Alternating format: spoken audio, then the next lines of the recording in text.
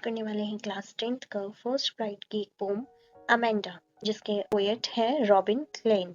Robin Klein जो है वो अपने व्यूज एक्सप्रेस कर रहे हैं। एक छोटी सी लड़की है जिसका नाम है अमेंडा, उसके प्रति वो is constantly pointed out by her mother, यानी कि अमेंडा की जो मम्मी है, अमेंडा की जो माँ है, उसको बार बार उसकी गलतियों के लिए टोकती रहती है।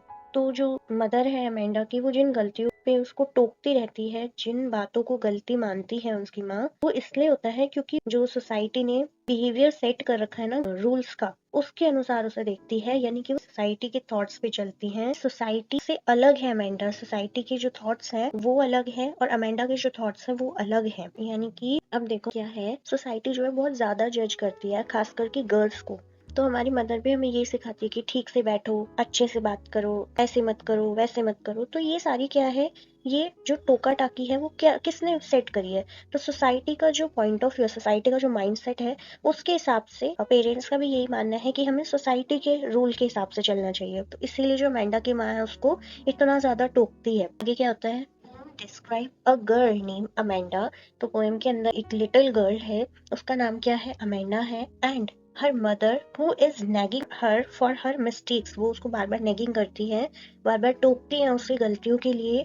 शी फर्स्ट पॉइंटेड, अब उन्होंने किसके लिए टोका सबसे पहले, she first pointed out most probably bye her mother for biting her nails and for not sitting in the right position.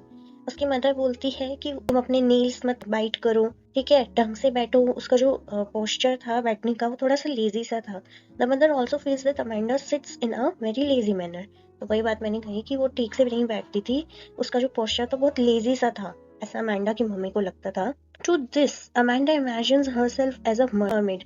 अब इन सब की डांट से परेशान होकर अमेंडा क्या करती है, अपने ही मन में खुद को समुद्र में रहने वाली एक मरमेड की तरह सोचती है। मतलब ऐसे वो कल्पना कर रही है, इमेजिन कर रही है, जहाँ पे उसकी जो लाइफ है वो एकदम शांत है, सुंदर है और बिना किसी रोक टोक के है। उसकी एक रिलैक्सिंग लाइफ है, एक ब्यूटीफुल सा ग्रीन सी है। Further she is nagged for not cleaning her room. इसके बाद उसे अपना कमरा साफ करने के लिए भी डांटा जाता है। उसने शूज ठीक से नहीं रखे थे, उस पे भी उसको डांट पड़ती है। उसने अपना होमवर्क नहीं करा था, उस पे भी उसको डांट पड़ती है। तो यानी कि उसको बार बार टोकते रहते हैं, बार बार जो उसके पेरेंट्स हैं कंटिन्यूअसली उसको नैगिंग कर रहे हैं, टोक रहे हैं। तो अब इन सब चीजों से परेशान होकर वो अपने आप को एक ऑर्फन चाइल्ड की तरह सोचने लगती है, एक अनाथ की तरह सोचने लगती है, ताकि उसको कोई रोके टोके ना, ताकि कोई उसको बार बार कंटिन्यूअसली नैगिंग ना कर पाए। यहाँ पे अमेंडा क्या कहती है कि अगर उसको आजादी मिलती, अगर उसको फ्रीडम मिलती, तो वो क्या करती, रेत पर नंगे पैर चलकर अपने पैरों से निशान बनाती और एक शांत और खुशहाल जीवन जीती, एक पीसफुल लाइफ जीती। Next, Amanda is scolded for eating too much chocolates as this causes pimples. अब अमेंडा को किस वजह से डांटा जा रहा है, ज्यादा चॉकलेट खाने के लिए डांटा जा रहा है, क्योंकि उससे पिंपल्स हो जाते हैं। ऐसा उसकी मदर कहती है कि ज्यादा चॉकलेट मत खाओ वरना तुम्हें पिंपल्स हो जाएंगे। She is also scolded for not listening to her mother. उसे इसलिए भी डांट पड़ती है क्योंकि उसने अपनी माँ की बात नहीं सुनी। अब नेक्स्ट वो अपने आप को किस कैरेक्टर में थिंक करती है। So now Amanda thinks of being a Rapunzel. अब वो अपने आप को एक प्रिंसेस की तरह थिंक कर रही है, एक रुपेंजल की तरह मान रही है। A character from a fairy tale, ये एक फेरी टेल का कैरेक्टर है, आप लोगों ने बहुत मूवी देखी होगी रुपेंजल की। And wants to live in a huge tower like her। अब जैसे रुपांजल आपको पता होगा एक टावर में रहती थी, एक तरह से रुपेंजल के बाल जो थे वो जादुई थे, बहुत लंबे बाल थे उसके। एक विच ने उसको टावर में रखा हुआ था, तो वो भी उस टावर के अंदर रहना चाहती थी। In the tower she will be alone and will live a peaceful life. वो टावर के अंदर एकदम अकेली रहना चाहती थी और एक शांतिपूर्ण जिंदगी जीना चाहती थी, पीसफुल लाइफ जीना चाहती थी। And will never allow anyone to come, और वो चाहती थी कि वहां पे कोई आ ना सके। Finally the mother asks her to stop being moody. उसकी मदर बोलती है कि तुम जो है मूडी बनना स्टॉप कर दो, मतलब चिड़चिड़ी होना बंद करो, क्योंकि वो नहीं चाहती कि लोग उसे अपनी बेटी को परेशान करने के लिए दोषी ठहराए, मतलब कि ब्लेम करे कि हाँ ये अपनी बेटी को हैरेस करती है, परेशान करती है। वो रहती है इस तरीके से अमेंडा, क्यों भी ना रहे, क्योंकि वो तो इतना टोकी टाकी करती है। At this time the poet has not written any reaction from Amanda's side. अब इस टाइम देखो पोएट ने यहाँ पे कोई भी रिएक्शन जो है वो नहीं लिखा है जो कि अमेंडा की साइड से किया गया हो। This constant nagging has made her so sad.